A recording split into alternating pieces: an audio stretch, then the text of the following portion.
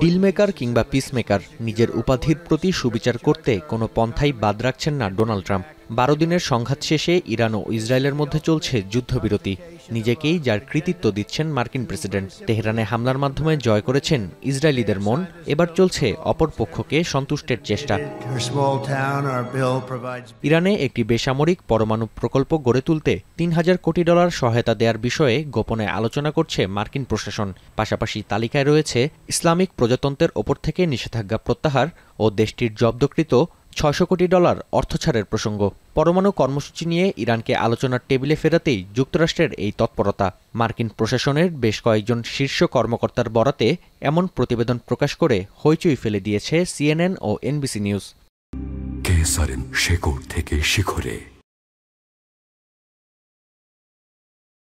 যদিও প্রতিবেদন দুটিকে অস্বীকার করেছেন মার্কিন প্রেসিডেন্ট। ট্রাম্পের দাবি, এমন জঘন্য পরিকল্পনার কথা কখনো শোনেননি তিনি।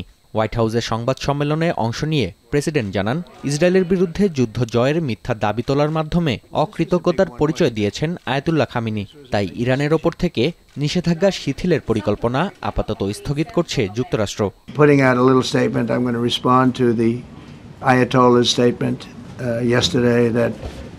We won the war. Oh God, we won the war. And I said, look, you're a man of great faith, a man who's highly respected in this country. You have to tell the truth. You got beat to hell. মার্কিন প্রেসিডেন্টের দাবি, উদ্বেগজনক হারে uranium সমৃদ্ধ করা হলে আবারও ইরানে হামলা চালাবে যুক্তরাষ্ট্র।